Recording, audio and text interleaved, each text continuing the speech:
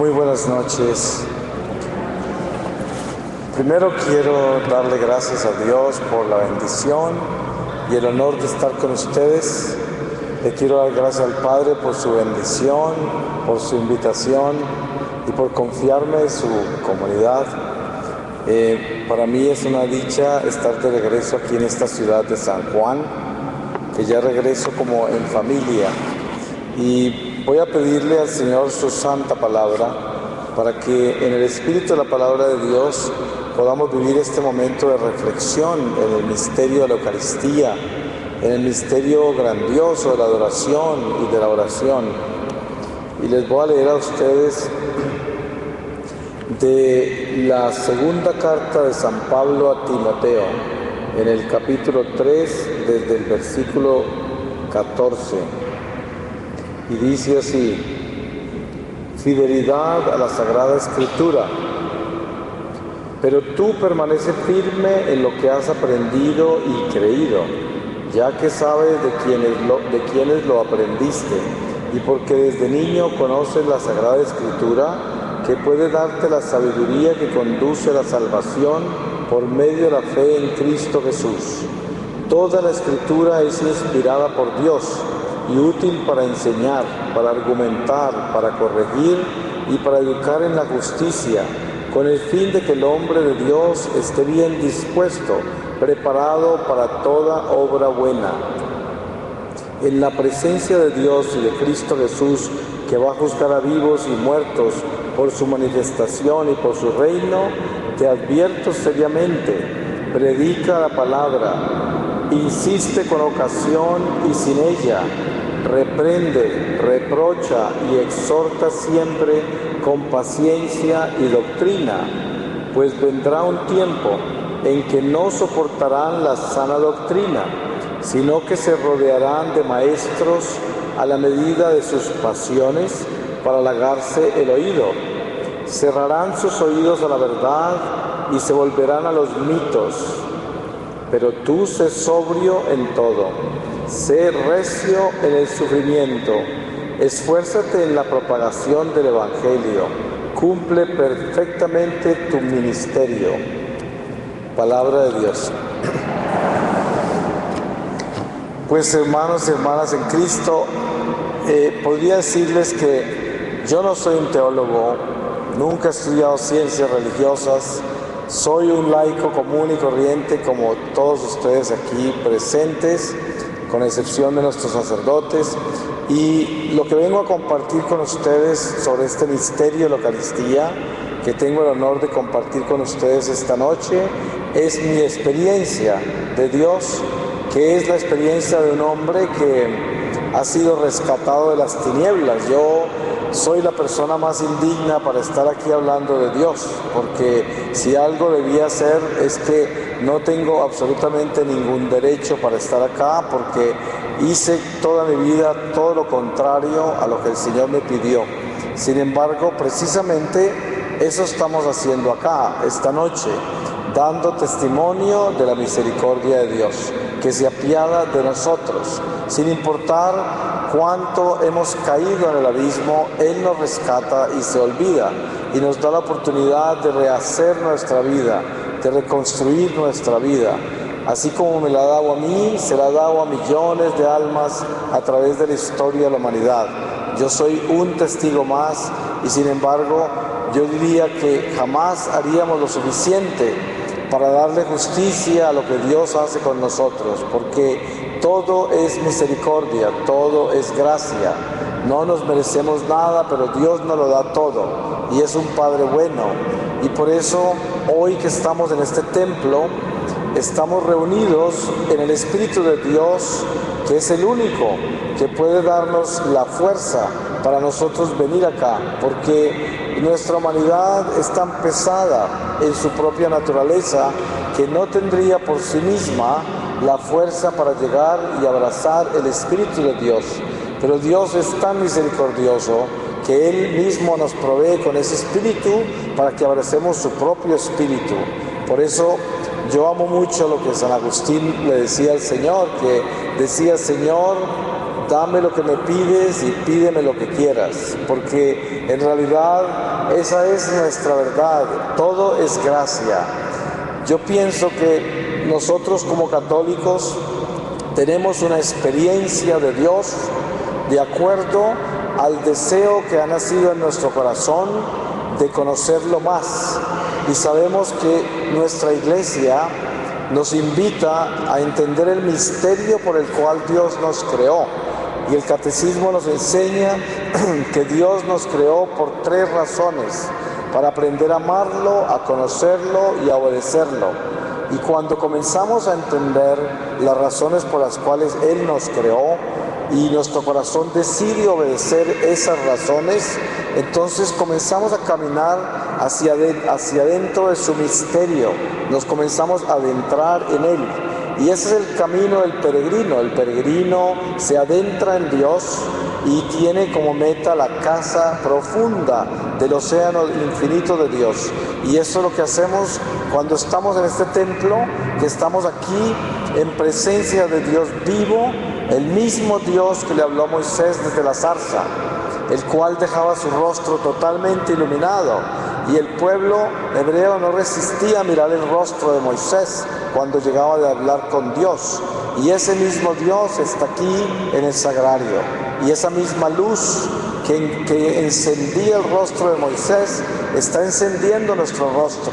Y este es el Dios vivo, es el Dios humanado, un Dios que se hace pan de vida, un Dios que se hace carne y sangre, y un Dios que nos deja este misterio de la transustanciación, este misterio eucarístico, para que nosotros permanentemente nos alimentemos con Él. Es algo que está por encima de nuestro entendimiento humano, pero está unido a nuestra naturaleza en el espíritu, donde Dios habla al alma permanentemente. Cuando el alma despierta la sed por Él y quiere conocerlo más y amarlo más y terminar realmente obedeciéndolo.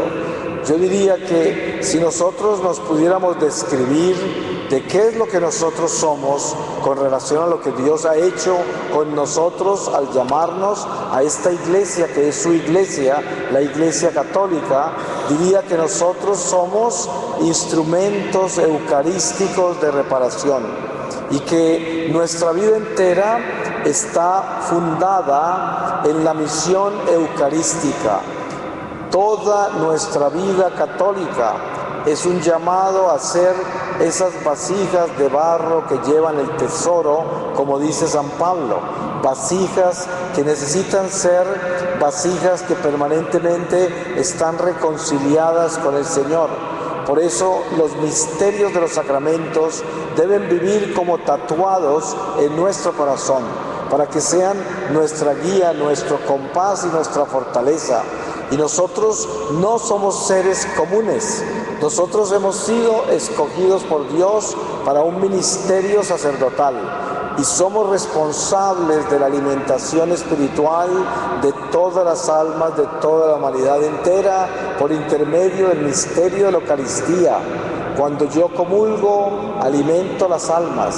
Cuando yo no comulgo por negligencia, porque me alejo de Dios y me dedico a alimentarme de mi propio amor, del amor propio, de mi egoísmo, desnutro las almas. Tengo una responsabilidad enorme y al mismo tiempo tengo una gracia sin fin, sin medida, que es la gracia de ser un instrumento eucarístico de Dios.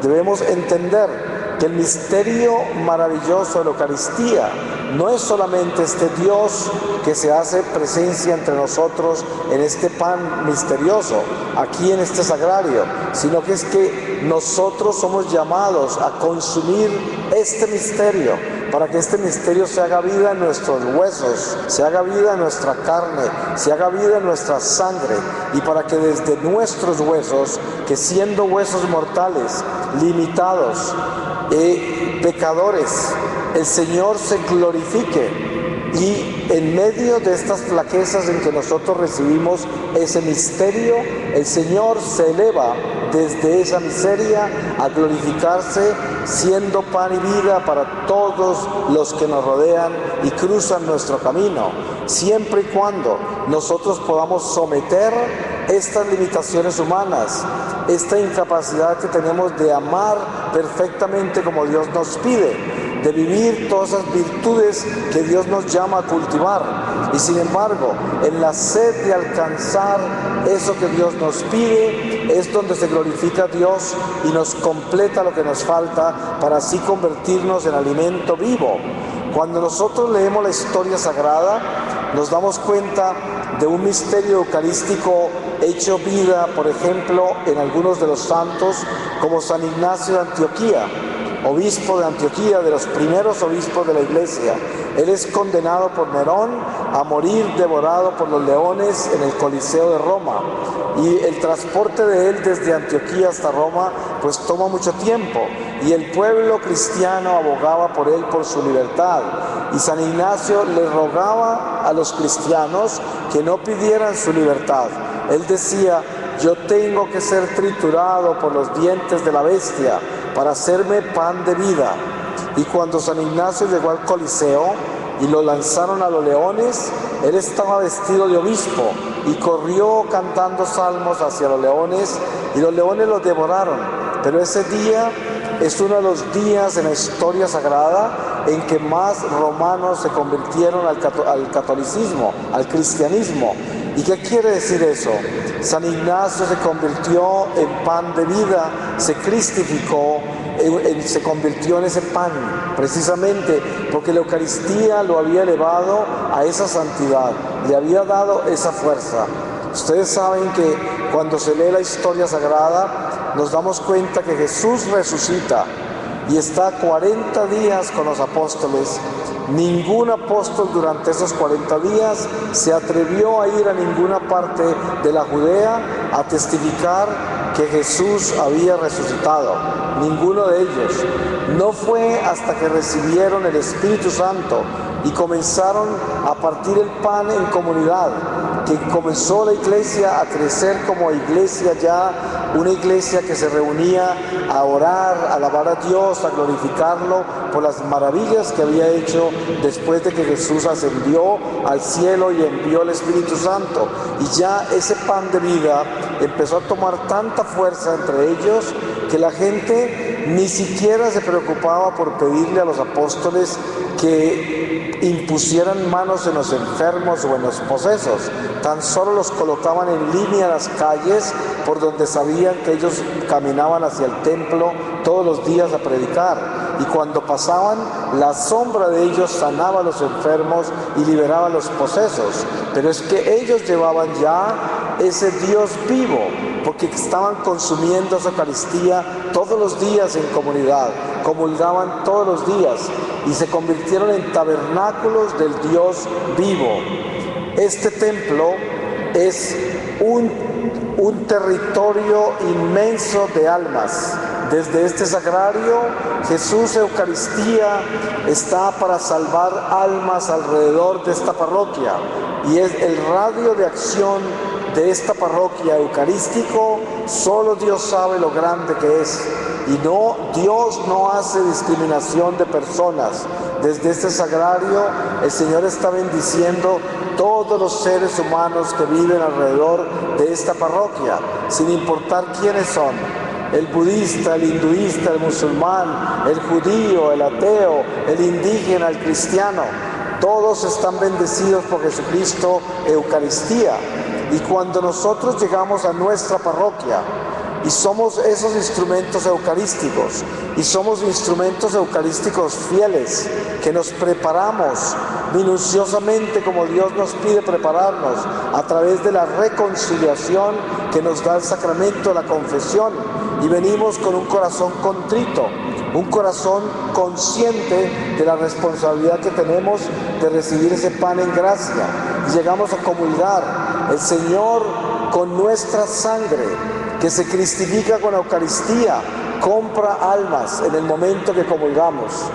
Durante este misterio eucarístico en la misa suceden cosas extraordinarias, como por ejemplo todos todas las actividades del mal alrededor de esta parroquia, que el diablo y todos sus espíritus estaban fraguando contra las almas que viven alrededor de esta parroquia, fueron detenidas durante la misa, y los prisioneros quedan con sus cadenas más flojas y tienen la oportunidad de recapacitar. Cuando se celebra la Eucaristía sobre este altar, desciende la Santa Ciudad de Luz y los demonios quedan enceguecidos y huyen. Cuando ellos ya regresan a las almas que tienen cautivas o quieren cautivar, han perdido mucha fuerza. Si no fuera por el misterio de la Eucaristía, este mundo estaría destruido. Y tenemos que entender lo grande que es este misterio. Cuando nosotros entendemos ese misterio, entonces en nuestro corazón comienza a despertarse el hambre eucarística. Yo no podría considerarme un verdadero instrumento eucarístico de Dios si en mi corazón no hay una auténtica hambre eucarística.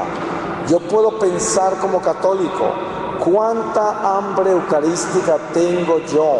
Y esa es la medida de cuánto me ha adentrado en el misterio de nuestra fe, porque nuestra fe está fundada en ese Espíritu Divino de Jesucristo, y ahí está el misterio de su encarnación, y por lo tanto está el misterio eucarístico, que es ese misterio transustanciado, que es el encuentro con una presencia de un Dios que se hace hombre para que nosotros lo consumamos y podamos nosotros sobrellevar esta vida temporal y convertir esta mortalidad en una vida eterna y rescatar lo que hemos perdido con el pecado original.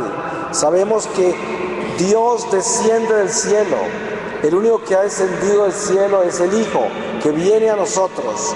¿Y por qué desciende? Porque nosotros estamos abajo. Y después cuando se va, ¿qué hace? Asciende y nos invita a seguirlo para que salgamos de donde estamos, del destierro. Y por lo tanto, para que nosotros podamos crecer alas y salir del destierro, tenemos que crecer esas alas con el alimento de su amor, que es ese cuerpo y esa sangre que nos dejó, para fortalecernos en una forma tal que seamos capaces de enterrar este cuerpo corruptible y resucitarlo en él incorruptible. Y debemos entender que la promesa de Jesucristo es verdad, es real, no moriremos. Cualquiera de nosotros ha tenido una experiencia de la semilla y sabemos que la semilla tiene que enterrarse, tiene que podrirse, tiene que descomponerse para que crezca ese cuerpo de esa semilla que Dios escoge. De esa semilla sale un cuerpo. ¿Y qué sucede con nuestro cuerpo material cuando lo enterramos en esa mortalidad? Pero enterramos esa mortalidad en Jesucristo por nuestra fe en Él, nuestro amor en Él, nuestra fidelidad a Él, nuestra obediencia a Él. Ese cuerpo se entierra incorruptible como una semilla y aparentemente se pudre y parece que se hubiese descompuesto completamente. Pero ¿qué sale de ese cuerpo corruptible cuando el alma se ha unido a Dios y ha vivido en Dios? Que ese cuerpo se transforma, no se descompone realmente desde la mística real de lo que significa la muerte física. Es un estado de transformación. Y lo que sucede es que nosotros nos elevamos al Espíritu de Dios y por lo tanto trascendemos la vida temporal. Y ese saborear, ese misterio, es nuestra iglesia terrenal. Esta iglesia peregrina es la que nos trae a nosotros las primicias de esa promesa. Si nosotros vivimos esta liturgia y vivimos y entendemos que esta liturgia es divina, de origen divino, entonces al estar en el templo durante la Eucaristía, sabemos místicamente que estamos dentro de la ciudad de luz.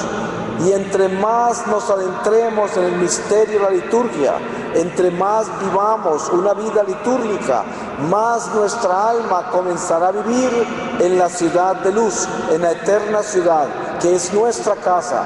El Señor ya nos dio el pasaporte ya nos dio la nacionalidad para la ciudad eterna, la ciudad de luz, pero nosotros debemos comenzar desde este destierro, adentrarnos en esa ciudad por intermedio de nuestra fidelidad a Dios, por intermedio de nuestro sacrificio, de entregarle a Dios nuestra sangre y entrar en la pobreza del alma, la pobreza espiritual, que es entregar este territorio humano, el territorio del orgullo, el territorio de la autosuficiencia, de la vanagloria, del egoísmo, y entregárselo a Dios para hacernos pequeños, humildes, servidores de su reino, trabajadores de su viña.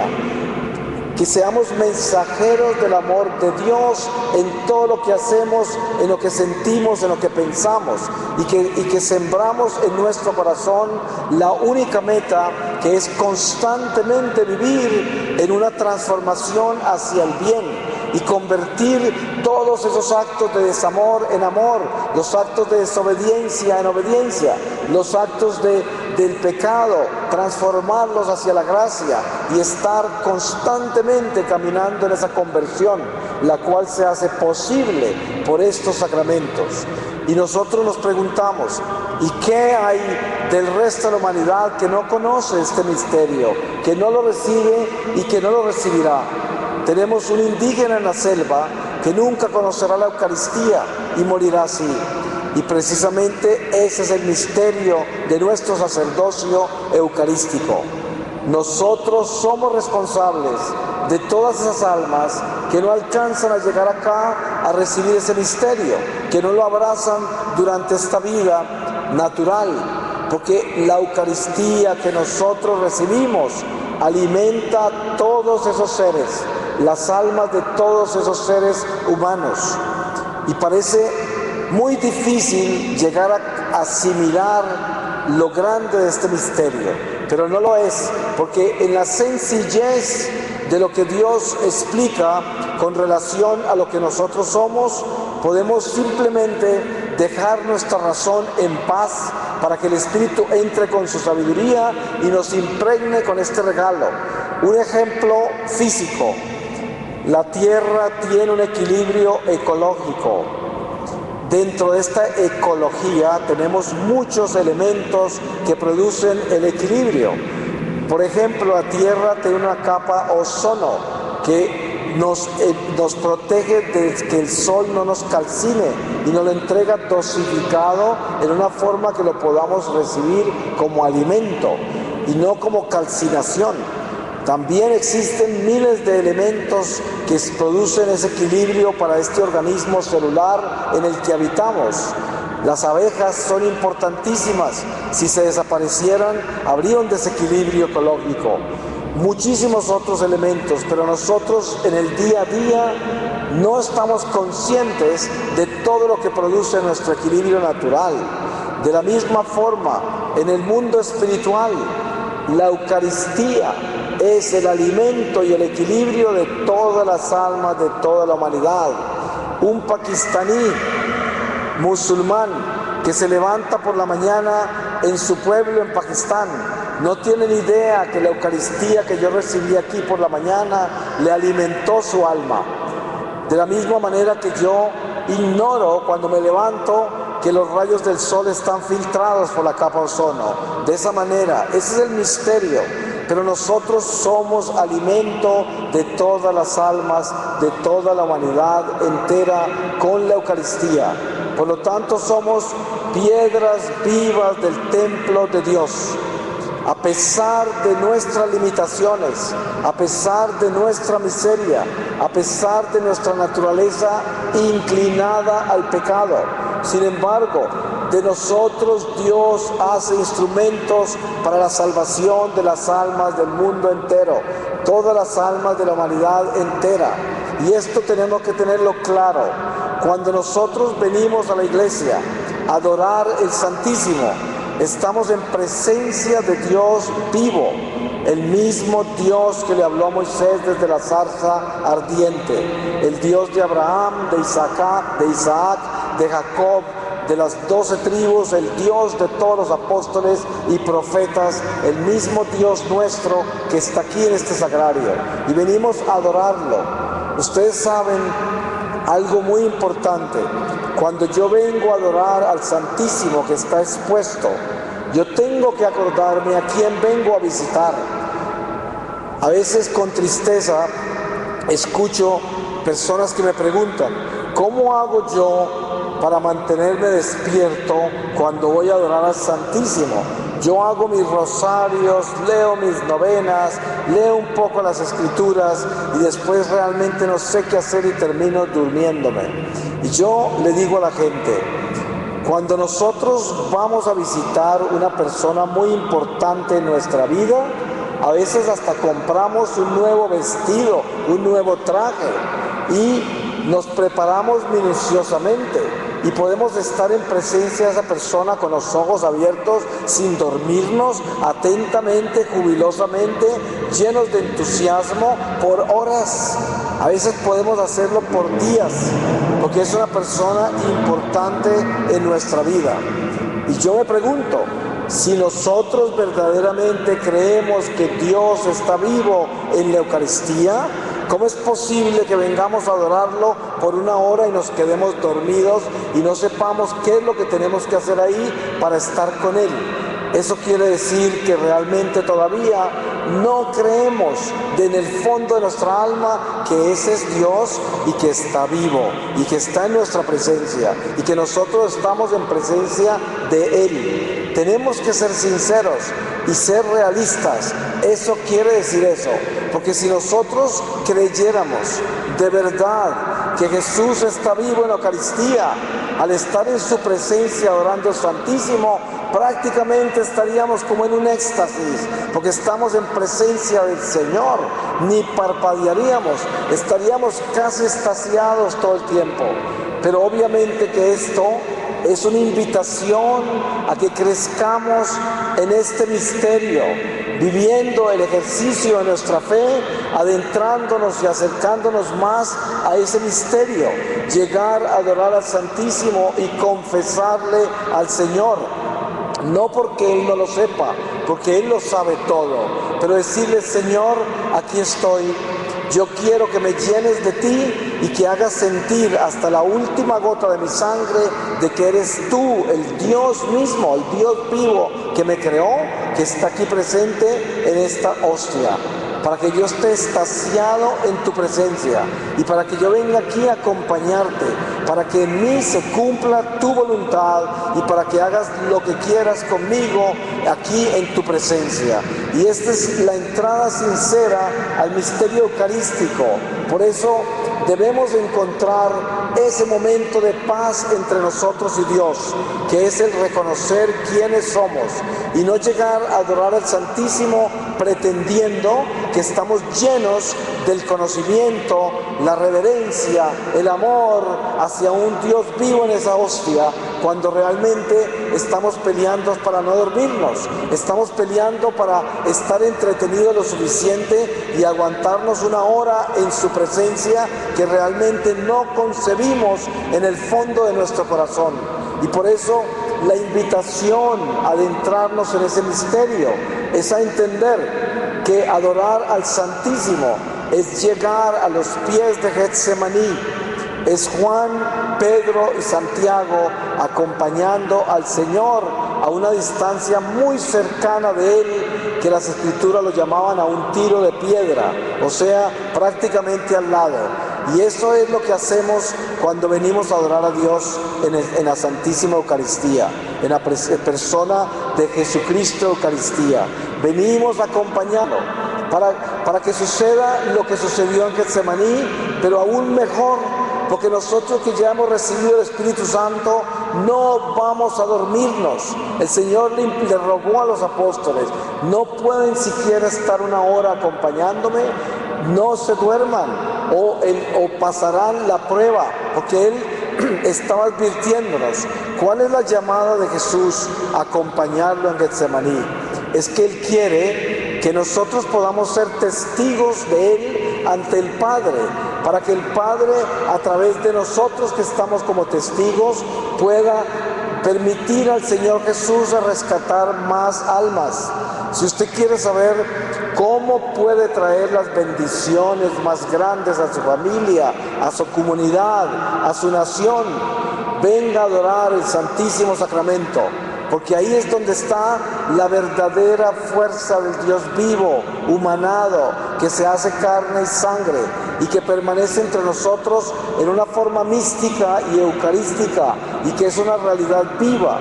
Nuestra iglesia tiene incontables testimonios de la Eucaristía. Los milagros eucarísticos son muchos, que están absolutamente comprobados. Y estos milagros eucarísticos son milagros donde Jesús ha permitido que esa hostia se convierta en un pedazo de su corazón, en un pedazo de su carne, en sangre, para que nos demos cuenta que es una realidad, que Jesús está vivo en esa Eucaristía. Y como les decía al principio, yo no soy nadie, soy un pecador rescatado de la oscuridad total, de las garras del demonio, el más indigno de estar acá. Sin embargo, el Señor es tan grande que yo he podido ver a Jesús en la Eucaristía más de una vez. Y por eso testifico con mi vida que el Señor está vivo en esa hostia y que nosotros debemos tener la conciencia de que esa hostia no la podemos tocar si no estamos preparados. Por eso San Pablo dice, no te atrevas a acercarte al altar del Señor si no estás preparado a comer de ese pan, porque te comes tu propia condenación.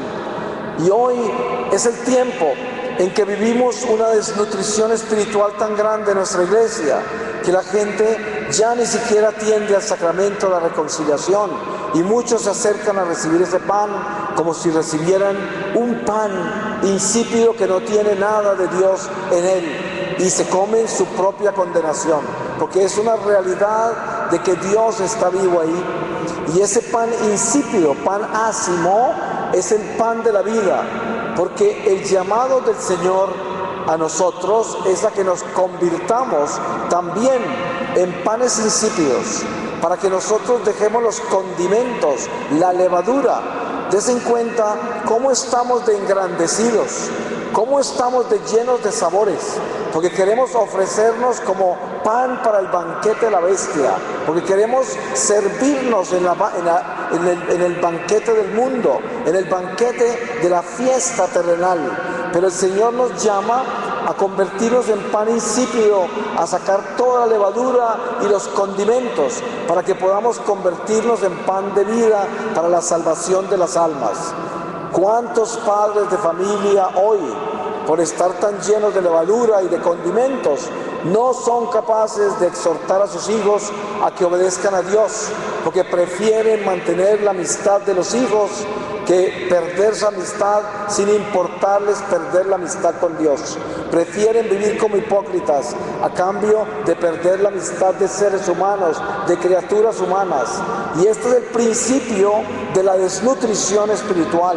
Por eso hoy el Señor nos exhorta a que abracemos este misterio eucarístico, para que nos demos cuenta que Él es el Dios vivo, humanado, hecho pan de vida, y para que nosotros podamos vaciarnos de nosotros mismos, dejar toda esta levadura, todos esos condimentos, todo esto que nosotros le agregamos a nuestra naturaleza humana para engrandecernos, que dejemos todo esto para que Dios nos convierta verdaderamente en alimento. Sabemos que si yo vengo a confesarme, y yo sinceramente me estoy confesando, que quiere decir, yo vengo a decirle al Señor por intermedio del sacerdote, Padre Santo, he pecado contra ti, vengo arrepentido a confesar mis pecados, y Señor, preferiría morir que pecar otra vez, porque yo sé que te he ofendido, le he hecho daño al prójimo, he dañado a mi alma, y quiero que tengas misericordia, y sé que tú eres un Dios bueno y que me perdonas, y sé que le has dado poder a la iglesia para desatarme de mi pecado y quitarle el poder al diablo, el poder que yo le di por asociarme con él en el pecado. Ten misericordia. Y si yo tengo un arrepentimiento sincero, a través de un acto de contrición sincero, y también con la conciencia de que el hecho que yo renuncie con todas las fuerzas de mi alma, mi mente, mi corazón y todo mi ser al pecado, yo sé que con eso no quiere decir que tengo garantizado el haber superado esa flaqueza, pero sí de que he renunciado a esa flaqueza con todas las fuerzas de mi alma. El Señor me perdona, y si yo vuelvo a caer en esa misma flaqueza, pero en medio de una batalla contra la tentación, soy un soldado herido, pero no soy un hipócrita que me entregué voluntariamente a la tentación después de que había renunciado con todas las fuerzas de mi alma ante el tribunal de la misericordia en el sacramento de la confesión, ante el tribunal de Dios al final de esta vida. El pecador que luchó sinceramente contra sus flaquezas, contra sus debilidades, y constantemente llevó esas caídas al tribunal de la misericordia, ante el tribunal del Señor. Ese pecado, desde el día en que uno renunció a él sinceramente, ya había desaparecido del Señor, aunque muchas veces cayó después de eso, porque Él sabe y conoce los corazones, y sabe que nosotros sinceramente no queremos esa flaqueza, esa debilidad en nuestra vida, y nos atormenta, y a través de eso nos purifica. ¿Y qué hace la Eucaristía? La Eucaristía precisamente es la fuerza que recibimos de Dios para que podamos amar, para que podamos perdonar, para que tengamos la fuerza de ser pacientes y tolerantes, para que tengamos caridad, para que podamos obedecer a Dios. Esa es la fuerza eucarística que nos viene a dar en nuestra alma esa sabiduría divina de poder concebir hasta en nuestros huesos de que es importante y definitivo obedecerle a Dios, a pesar de todo, a pesar de toda la seducción de este mundo material, a pesar de todos los encantos que nos ofrece la vida natural, a pesar de todos los apetitos desordenados de este vientre humano que quiere consumirse todo, saborearlo todo, disfrutar todo. Y no es que todo sea malo, y no es que el mundo sea un demonio, pero sí tenemos que entender esto: el mundo material es un instrumento y nosotros tenemos que administrarlo con Dios, porque si nosotros administramos el mundo material sin Dios, nos convertimos en esclavos del mismo instrumento. Y por eso entendemos que el mismo cuchillo que parte un pedazo de pan apuñala a un ser humano también y lo mata. Pero no es que el cuchillo sea malo, sino la mano que lo empuña, que puede ser mala. Y por eso jamás podemos demonizar el mundo material, jamás podríamos demonizar este cuerpo material, porque es un templo del Espíritu Santo, o es la letrina de Satanás donde bota el excremento de su pecado, dependiendo de nosotros qué decidimos hacer con nuestra vida. Por eso Dios detesta al tibio, detesta al mediocre, al hipócrita, lo vomita de su boca, porque el hipócrita pretende estar en ambos lados. Y por eso hoy el cristianismo más popular de todos es cuando la prédica, el evangelio se presenta en esta forma: ay, no seamos tan duros con nosotros mismos, Dios nos ama tal y como somos, Él nos perdona, nosotros somos unos pecadores y Él nos conoce. Todo mundo grita aleluya, porque les encanta oír eso. Cuando nosotros le damos a un ser humano esto de oportunidad para hacer las cosas, no las hace. Si usted lee con cuidado el Evangelio, cualquiera de los 4 evangelios, y lee todo el Nuevo Testamento, que es ese testimonio de Cristo vivo entre nosotros, se dará cuenta que Jesús nunca felicitó a los apóstoles, y Él no era un maestro injusto. Él siempre les pidió más, y Él siempre los mantuvo caminando en la punta de los dedos de sus pies. Siempre les decía, hombres de poca fe, les pedía más. Ustedes se dan cuenta que un entrenador, cuando prepara un atleta para los olímpicos, ¿qué hace con él? Lo entrena todo el día, lo pone en perfecta continencia y disciplina. todo lo que tiene que hacer el atleta es prepararse y tener una alta disciplina con lo que come, cómo descansa, cómo entrena. Y eso, como dice San Pablo, para ganarse una corona perecedera. Ustedes se pueden imaginar, nosotros que vamos detrás de la corona eterna, cómo nos debemos preparar. Y por eso hoy, cuando se predica un evangelio tal y como el Señor nos lo dio, nos llaman fanáticos, radicales, exagerados, muy duros, porque estamos como olvidándonos de la misericordia de Dios. Pero no es así, hermanos y hermanas, en Cristo. Eso es mediocridad. El Señor nos llama a vivir la fe tal y como Él nos la ha revelado. Por eso jamás podemos negociar el pecado. Yo siempre he oído, a veces me ha ocurrido, que estoy en un retiro en algún lado y en el mismo retiro hay alguna persona dañando todo lo que yo estoy diciendo y partiéndolo por la mitad, diciendo es muy exagerado, eso es muy duro, esto es el mismo diablo, porque nosotros tenemos que entender que Jesús nos entregó un evangelio eterno. La palabra de Dios nunca pasará. Nadie puede decir que es que en los tiempos de hoy la iglesia tiene que cambiar. Nos tenemos que adaptar a los tiempos. Hoy podemos vivir tranquilamente sin casarnos. El Señor nos entiende. Hoy, si nosotros tenemos que robar un poco, pues tenemos que robar un poco para sobrevivir, porque es tan difícil el mundo de hoy. Y a veces uno se encuentra con gente que dice, yo he cambiado un poco, ahora fornico un poquito menos, robo un poquito menos, miento un poquito menos, y creen que están caminando en una conversión y están convencidos de esa mentira.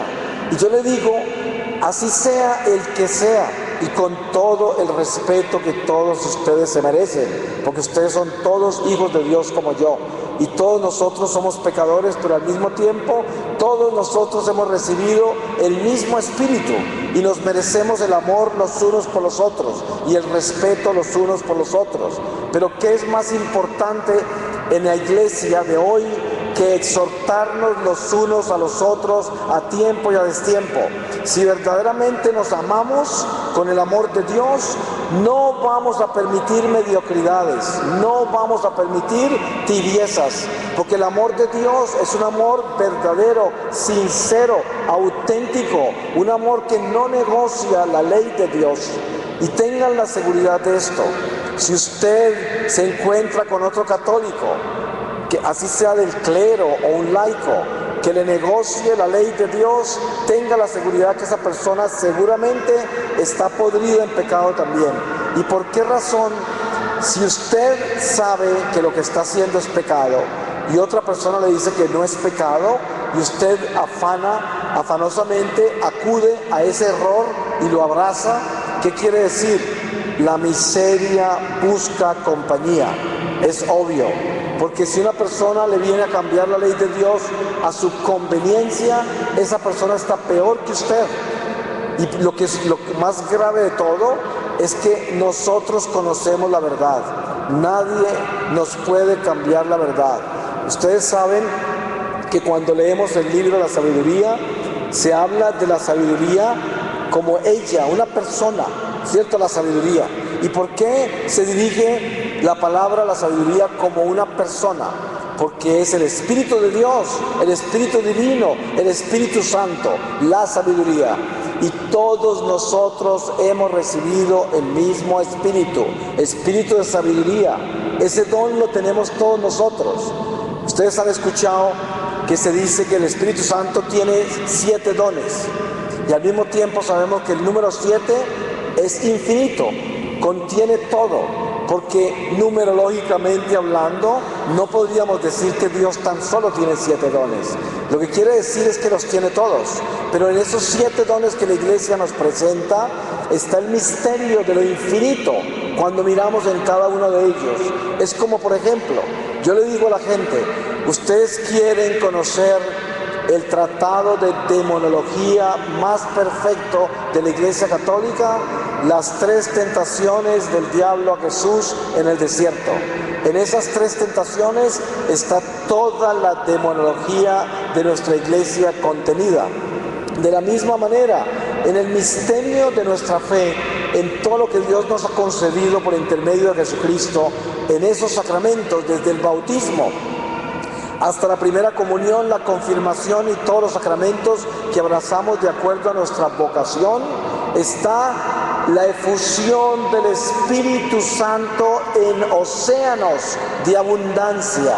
Y por eso ninguno de nosotros tenemos la excusa de decir que no sabíamos. No existen inocentes después de ser bautizados, de recibir la Eucaristía, de ser confirmados. Existen ignorantes, pero no inocentes. Y hay gente que piensa que la ignorancia es una virtud y dice, ay, pero ¿qué sucede si la gente es ignorante y no sabía y piensan que la ignorancia es una virtud? Como es, la confunden con la inocencia. Pero el ignorante no es inocente, sino que el ignorante ignora lo que sabe y no lo obedece. Por eso se llama ignorante. Entonces, claro, cuando una persona vive sin casarse y cree que está en gracia de Dios porque alguien le dijo que está bien, porque Dios lo ama de todas maneras, no es un inocente, es un ignorante. Y con esto yo no quiero ofender a nadie, porque hay gente que salta de la silla porque están viviendo así. No, pero ¿qué tal que yo no lo dijera? Por miedo a que la gente no me quiera, me ataque, me persiga. Ay de mí si no predico el evangelio que el Señor me enseñó. Ay de mí, preferiría que me muriera hoy mismo, esta misma noche. Porque no hay derecho a que en esta corta vida que tenemos nosotros vivamos como hipócritas y veamos que la gente se va a condenar, que la gente va a vivir un infierno después de esta vida, y yo no quiero abrir mi boca, porque no quiero perder la amistad, no quiero que me persigan, quiero conservar mi imagen, quiero conservar las amistades de la gente, sin importarme perder la amistad con Dios. Pero aquí viene el secreto de todo esto. Nosotros debemos traer a un Dios que es amor, que es caridad, que es compasión. Ojalá que toda la gente de San Juan que está en pecado mortal se viniera para acá, porque este es el hospital de las almas y Jesucristo llegó por los enfermos. Pero qué terrible sería que lleguen los enfermos acá y no quieran dejarse curar. Ustedes saben, cuando uno recoge un herido en la calle y lo lleva al hospital, pues lo lleva al hospital para que lo curen, y del hospital no lo dejan salir hasta que no esté en condiciones de mantener su salud sin peligro. Eso es el instinto natural. Y lo mismo sucede cuando llegamos a la iglesia y venimos a sanarnos de las heridas del alma que está enferma por el pecado mortal y que puede padecer una muerte eterna al final de esta vida. Llegamos a la iglesia, pero para ser sanados. Y por eso no podemos hacernos los de la vista gorda, como dice el refrán. No podemos hacernos los ciegos de encontrar gente en la iglesia que llegó en pecado mortal y se quedó en pecado mortal. Y nadie les dice nada, porque nadie tiene la valentía de hablar la verdad. No tiene la valentía de exhortar y decirle a su hermano, a quien usted le debe el amor de Dios, decirle: hermano, qué bueno que Dios lo trajo a la iglesia, qué bueno que venga a la iglesia, pero qué bueno sería que reciba la medicina del divino cirujano, del divino doctor, del que viene a sanar las almas. No se quede en el pecado mortal, no cambie un ser humano por Dios. Toda la vida eterna se arrepentirá, porque ya no podrá cambiar las cosas. No podemos ser idólatras. Yo no puedo cambiar a Dios por el dinero. Yo no puedo cambiar a Dios por un ser humano. Yo no puedo cambiar a Dios por mis ideologías o filosofías. Eso es una absoluta tragedia. Y por eso la Eucaristía, que es el pan de ángeles, pan de vida, nos viene a dar a nosotros la fortaleza para poder serle fieles a Dios. ¿Y qué tal que nosotros llegamos a engañarnos a un nivel tal que seamos capaces de venir a comulgar en pecado mortal porque nos convencimos que lo que estamos haciendo no es pecado? Esto no podría compararse con ninguna otra tragedia. Más valdría que hoy mismo se muriera. Yo le digo a la gente, vamos a hablar de un Dios vivo, un Dios trino, un Dios que nos ama, que nos creó, un Dios omnipresente, que está en todo y en todos al mismo tiempo. ¿Cómo podemos concebir algo más grande? Hablemos de ese Dios que está acá entre nosotros. Ese Dios nos ha llamado para la santificación. ¿Cuál es la voluntad de Dios? Que todos busquemos la santidad. Esa es. ¿Y cuál es el escándalo de este mundo hoy? Si esta noche usted sale de este templo y hace una llamada a un amigo y le dice, mira, estuve en una reflexión sobre la Eucaristía y yo encontré la voluntad de Dios en mi vida, necesito volverme santo. Usted sabe lo que va a escuchar al otro lado de la línea, una carcajada, porque para este mundo volverse santo es prácticamente volverse loco, es como el ridículo, porque la gente se olvidó de Dios, la gente perdió el norte de Dios, se les olvidó que nosotros hemos sido llamados a la santidad, porque tan solo los santos entran al cielo. Si yo no estoy buscando la santidad, ¿para dónde creo que me voy a ir al final de esta vida? Si solo los santos entran al cielo. Y es verdad que yo nunca alcanzaré la santidad por mí mismo, porque yo soy imperfecto. Pero acordémonos de esto, el diablo es 100% malo. Y de la única manera que yo puedo superar al demonio para alcanzar la santidad es con 100% bueno. ¿Y cómo hago para alcanzar eso si yo soy perfecto? Ahí está Jesucristo. Esa es la redención. Él ha venido a completarnos. Él nos da lo que nos falta. Pero para poder encontrar lo que nos falta, tenemos que hacernos uno con Él. Por eso San Pablo dice, ya no soy yo el que vive, sino Cristo el que vive en mí. Y esto lo tenemos que tener muy claro en nuestra vida. Todos los días de nuestra vida cristiana debemos estar caminando como peregrinos hacia la casa del Padre. Los únicos que pueden llamarse peregrinos en este destierro son aquellos que caminan con el amor de Dios. Los demás están paralizados y no han caminado todavía. Y si se sorprenden así al final de esta vida, han perdido toda la oportunidad que Dios les dio de caminar hacia Él. Y por eso hay tantas tragedias al final de esta vida, porque millones de personas mueren sin haberse preparado y mueren habiendo desperdiciado la oportunidad que Dios les dio durante esta gestación espiritual, que es el encuentro con la preparación de nuestra alma para entregarla al nacimiento eterno, a la plenitud del mundo espiritual al final de esta vida. Y ese es nuestro recorrido. Qué maravilloso que es descubrir el don de la Eucaristía, cuando el Señor nos explica con detalles a través de nuestra fe que ese pan es vida. Por eso Él decía, el que come de mi carne y toma de mi sangre no morirá, tendrá vida eterna. Pero para eso tenemos que entender que tiene que haber un ingrediente indispensable, y es la fidelidad. Como dice el santo, Dios que te creó sin ti no te puede salvar sin ti. Tenemos que aportar nuestra fidelidad, entregarnos a Dios. Ustedes saben que la propiedad más grande que tenemos nosotros, la posesión más grande, es nuestra sangre. Hay personas que dejan todo, dejan el mundo, las cosas materiales, la familia, sus ideales, y se van para un monasterio, una ermita, y se encierran allá.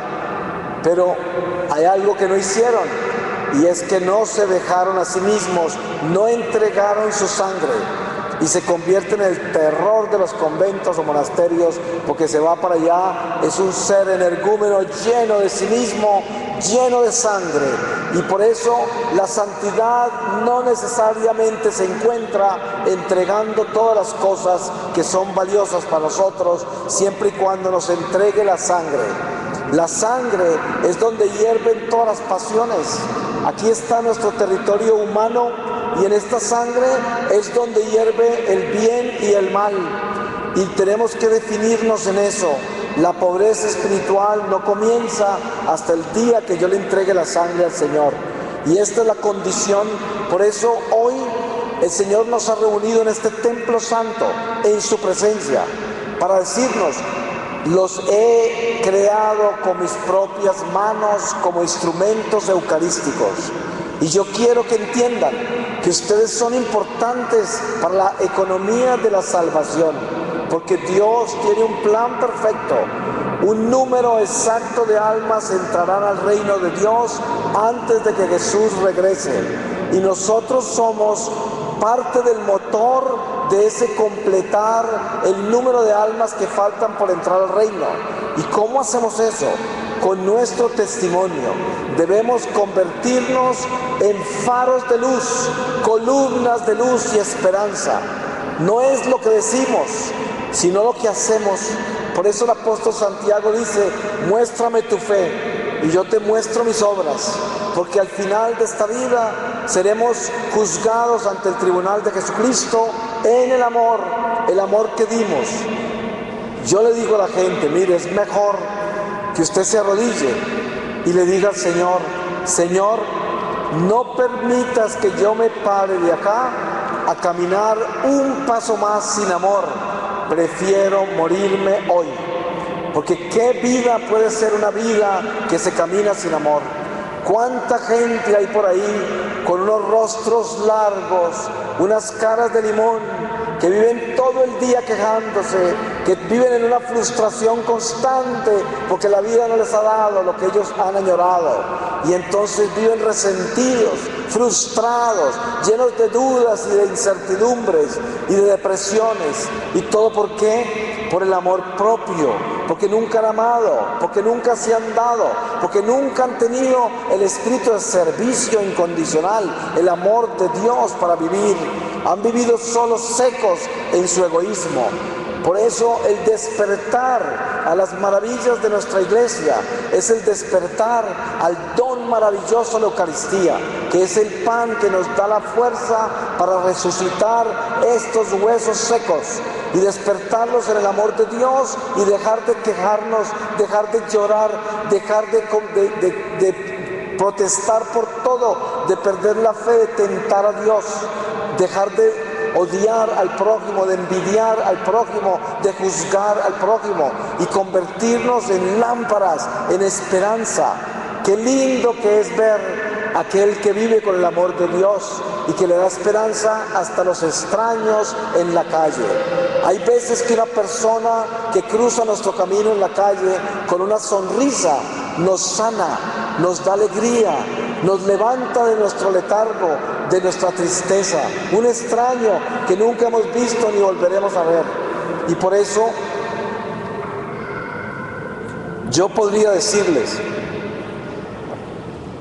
si usted quiere hacer un examen de conciencia de cuánto ama, póngase a pensar en esto.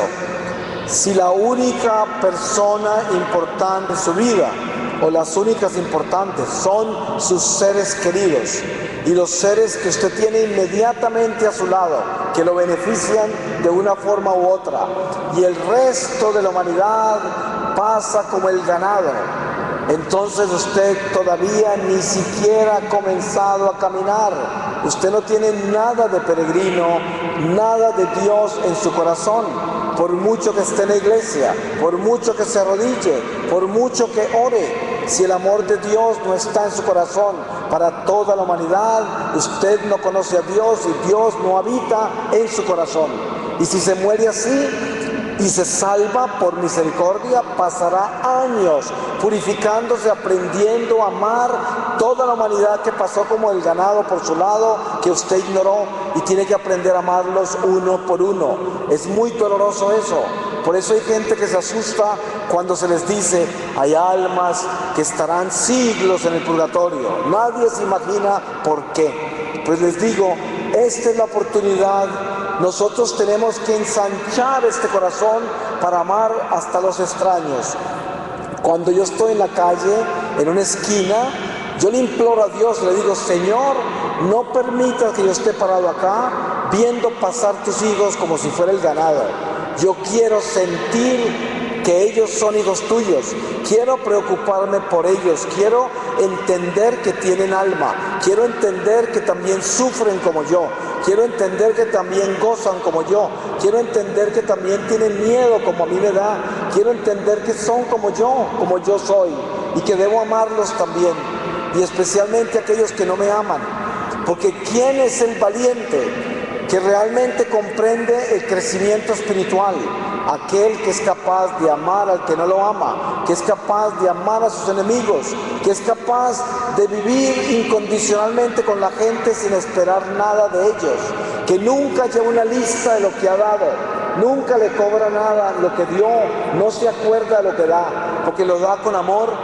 Ustedes seguramente han conocido madres o padres o hermanos o amigos que están constantemente dando con una sonrisa así, nunca se quejan, siempre están sirviendo, no quieren nada para ellos y mueren así, y uno ni siquiera supo cuándo se enfermaron, cuándo les dolió, cuándo estaban confundidos, no supimos. ¿Por qué? Porque ellos llevaron esa cruz en el silencio de Dios, llevaron esa cruz con amor y nunca se la descargaron a los demás, y a los demás solo les dieron amor y solo les sirvieron sin esperar nada de ellos, no querían nada, solo se dieron. Esos son los santos de entre nosotros, ahí está la santidad, y por eso no se trata de hacer mucho, sino de hacerlo bien. Y el que no ha cometido errores es porque nunca ha trabajado. Por eso no tenemos que tener miedo al error.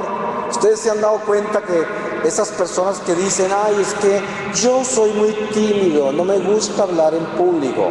Yo le diría, usted lo que es un vanidoso que tiene miedo de cometer errores. Por eso es así.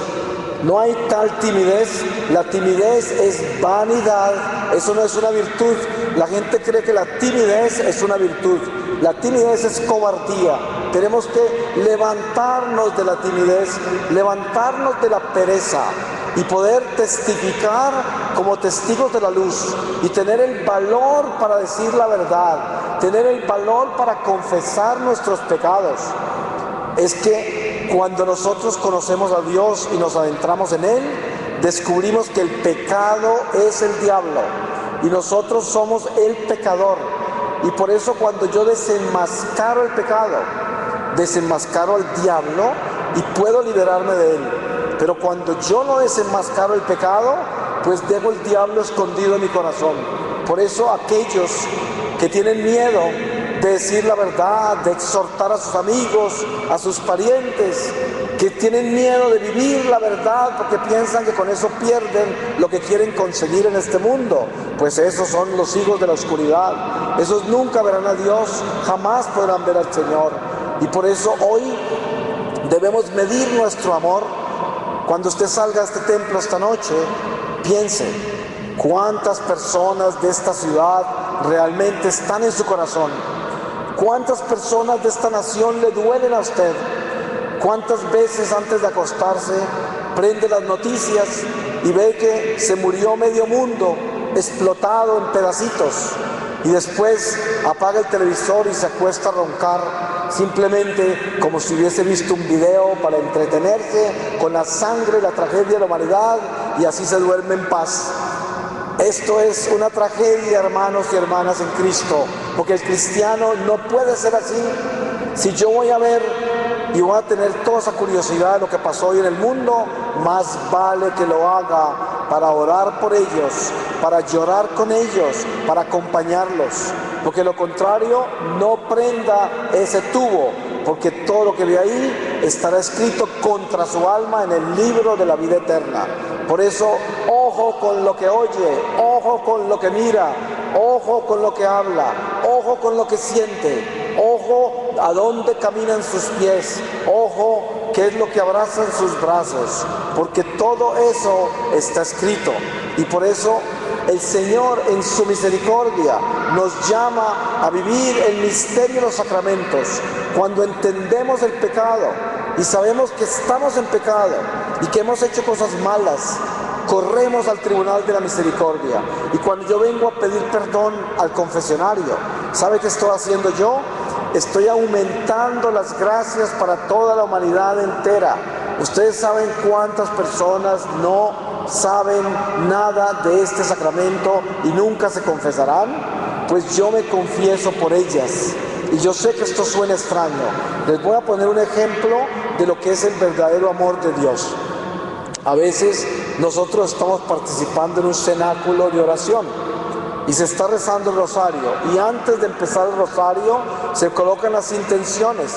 Entonces uno está: Señor, te pido por mi hijo para que, con una intensidad increíble, para que mi hijo esto se sane y esto y lo otro, y por mi abuela, y por mi sobrino, por mi amigo, y después: y te pido por la conversión de todos los pecadores de todo el mundo, sin pasión, sin amor, sin interés, porque es algo por allá lejano que no me toca a mí, que está por allá en el éter. Desen cuenta el desamor tan increíble que tenemos ante Dios. Esa oración no vale nada, porque si el único interés que tengo yo con tanta pasión son mis problemas personales, mis seres queridos, y los demás pasan como el ganado, y la conversión de todos los pecadores. Y apiádate del obispo y el papa y los jerarcas de la iglesia. Acuérdate de mi mamá, ¿sí? Porque esto es lo que tenemos que entender. Nuestra naturaleza humana tiende al egoísmo, tiende a la vanagloria, tiende a ese amor propio, y eso es lo que tenemos que derrumbar. Eso es lo que tenemos que demoler para que podamos ser hijos de Dios, pequeñitos, humildes, servidores incondicionales, que busquemos el bien los unos de los otros y que no nos juzguemos, porque el denunciar el pecado no es juzgarnos. El denunciar el pecado es proteger al pecador. De eso se trata. Pero yo no denuncio al pecador. Yo no acuso a la mujer adúltera o la juzgo. No, porque ella es una pecadora. Yo denuncio el adulterio, que es Satanás. Yo no voy a juzgar el homosexual y a denunciarlo y a hacer un espectáculo de él. No, porque él es un pecador y Dios lo puede perdonar y convertir. Pero yo sí denuncio el homosexualismo, que es Satanás. Y yo no denuncio y juzgo al ladrón, porque ese es un hijo de Dios, un pecador, y se puede arrepentir y Dios lo puede perdonar. Pero yo sí denuncio el robo, que es el diablo. Y eso tenemos que tenerlo claro. Por eso, ¿a qué es lo que el Señor nos llamó? El Señor nos llamó a la santidad. ¿Y cómo se gana la santidad? Se gana abrazando a Jesucristo, que es el único que nos puede completar lo que nos falta. Pues yo le voy a pedir al Señor Jesús su santa palabra para terminar esta reflexión. Pero antes de eso, yo quiero rogarle a Dios que en esta parroquia y en esta querida San Juan, los católicos entiendan la fuerza tan grande que hay en la Santísima Eucaristía, el poder tan grande que hay en la adoración al Santísimo. ¿Cuántas horas se gastan ustedes viendo televisión? ¿Cuánto tiempo se gastan leyendo revistas inútiles? ¿Cuánto tiempo se gastan en una esquina hablando con un amigo de cosas triviales? ¿Cuánto tiempo se gastan en un sofá de la casa haciendo nada? Inviertan las cosas bien y acumulen tesoros en el cielo. Esta vida es un instante en la eternidad. Inviertan su economía, volteen sus prioridades y dedíquense a adorar al Santísimo todas las semanas. Yo le digo, en mi comunidad, todo el que llega a la comunidad, yo le digo: ¿usted quiere pertenecer a esta comunidad? Como es de laicos y son laicos voluntarios, le digo, la primera condición es 4 horas de adoración semanales. ¿Ustedes creen que eso es difícil? 4 horas. A veces una persona se pasa 4 horas viendo televisión en una sola noche, y después les queda imposible hacer 4 horas de adoración en una semana. ¿Se dan cuenta lo mal que estamos? Y por eso tenemos que despertar. Yo le digo, invito a toda esta comunidad que Dios ha llamado en esta bella ciudad de San Juan, en esta bella nación de Argentina, a que abracemos lo único que va a traer bendiciones a sus familias, a sus comunidades, a la iglesia. A veces nos quejamos de que no hay vocaciones, Nos quejamos de que las vocaciones que hay no son tan fuertes y tan santas. Nos quejamos de que la gente ha dejado de venir a las cosas de Dios, pero no estamos haciendo nada por cambiar eso. Y por eso, ¿quiere usted hacer algo para cambiar eso? Propóngase adorar al Santísimo de hoy en adelante y ponga en su agenda como la más grande prioridad de su vida que usted haga 8 o 10 horas mensuales mínimo de adoración al Santísimo. Les aseguro que su vida se transformará en una forma tal que nunca lo van a creer de las bendiciones tan grandes. Pero estoy hablando de católicos que entienden qué es un católico.